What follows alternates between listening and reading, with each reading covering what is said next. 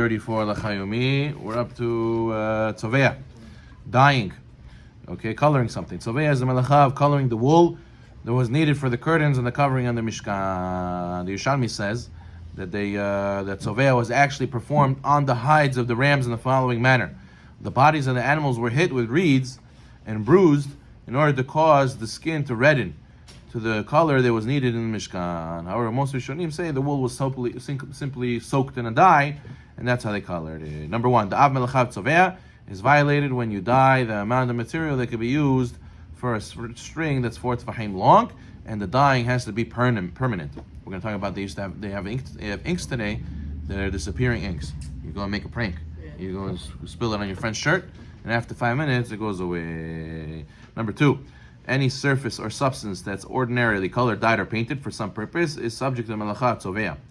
Number three, the Melacha Tzoveya includes soaking ingredients in water in order to make a dye. It's like you take a water and you put food coloring in it, and you make it a different color. That's also Tzoveya. But what? That's only if you're doing it to dye something in that color, right? You put a dye in there so you can soak something else to make it a different color. But we're going to see by food to eat, there's no the dyeing by food. Food doesn't apply by food.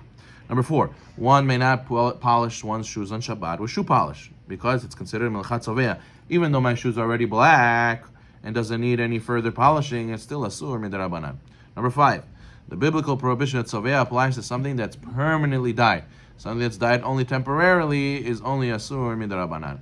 6, it is permitted to wear lenses that darken in the sunlight and become clear when you go indoors, because the coloring effect is not through dyes; it's through a chemical reaction. The sun's rays cause a chemical reaction, and the glasses would cause the darkness to come. And also, it's not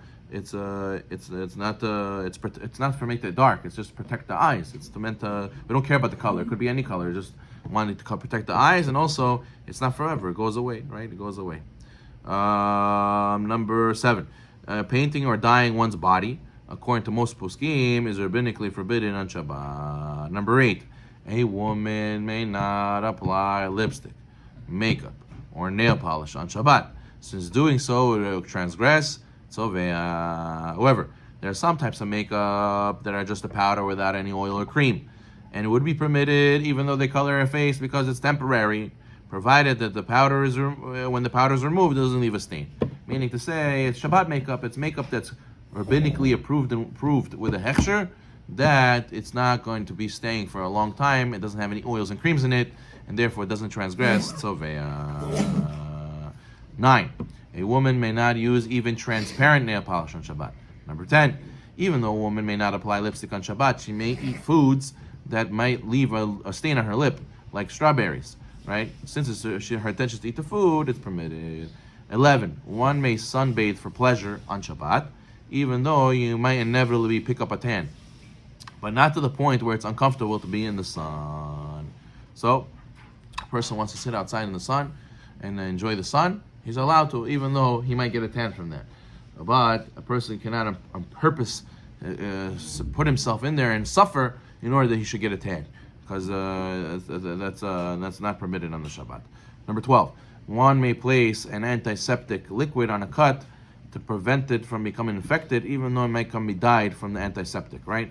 So let's say iodine. A lot of people put iodine on their body. It would be permitted to put this antiseptic on the body, even though you might get dyed temporarily from the antiseptic. 13, in general, food is not subject to the Melacha Tzoveya.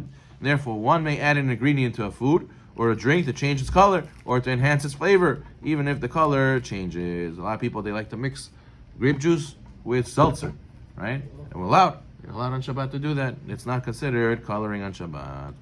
Okay, 14, it's permitted to mix red wine with white wine. Like, let's say, halachically, we know that red wine is preferable to use for kiddush. Let's say you don't have so much red wine, you have a lot of white wine, so you want to make the white wine red, and you mix the red wine with the white wine, it is permitted. What about making coffee, tea? Automatically, you change the color of the water. Mutar. One may place the coffee, tea, or tea essence or other powdered drinks in water, even though the water will become colored as a result of the tea. 16. Even though foods are generally exempt from the prohibition of Tzoveya, if the food substance is being dyed or painted with something that's non-edible, That's not permitted. 17. On the toilets, they have this stuff you could put attached to it to make the color blue of the water. One may flush a toilet with disinfected soap installed in the toilet bowl, even though the water will become colored as a result of doing so. Let's say a person, he had ate strawberries, pomegranates, beets, and his hands got red, soaked red. So he's allowed to do that. He's allowed to eat. He was eating. He didn't do anything wrong. The question is now, can he wash it? Can he dry his hands, wipe his hands on a white dinner cloth? You know, you go to a restaurant, they give you these fancy dinner cloths. Are you allowed to wipe your hands on this? Some poskim rule that someone who stained his hands with strawberries, beets, and pomegranates needs to be careful not to touch his clothing or other cloths due to the prohibition of Tzoveya. However, the other poskim are lenient and rule that it's permitted to wipe dirty hands on a cloth. Practically, one should try to keep the stringent opinion. Let's say somebody has a nosebleed, right? And you take a rag, you take a towel, hand towel, and you put it on his nose. Now you're dyeing the whole towel full of blood. 19, one who's bleeding should preferably first wash the blood away before putting a gauze, before putting a towel over the wound. Even though some blood might continue to come out afterwards and stain the gauze, since it's done indirectly, one may be lenient. If one needs to place the cloth directly on the wound to stop the bleeding, cannot wash it out, you should use a red cloth instead of a white one. If it's not possible, you use even a white one. But try to fulfill this opinion. Tissues, you can use tissues? Tissues, yeah.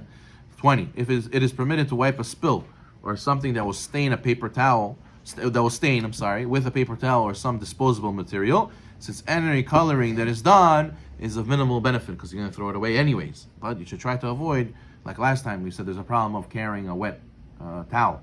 So therefore, you should try not to clean up spills with a towel. You should try to get something disposable. 21. One may place food or drink in a disposable plastic or paper cup on Shabbat, even though the plastic or paper cup will be dyed by the food. 22. A moel may put a bit of cotton in wine to give the baby to suck on, even though the cotton will be dyed because of the wine. 23. It is permitted for a woman to do bidika on Shabbat. Fine. 24. One may use diapers. They have a strip. They have a strip on it. Sometimes that when the baby goes number one, you can tell that it's full. So it changes color. Says that's also permitted. 25. One may not remove nail polish on Shabbat with the intention of reapplying it after Shabbat. However, one may wash away makeup on Shabbat. A lot of times, ladies, they have OCD. And they see, oh, it's chipped. Okay, I have to take the whole thing off. It's a sur to do that on Shabbat. Baruch Olam.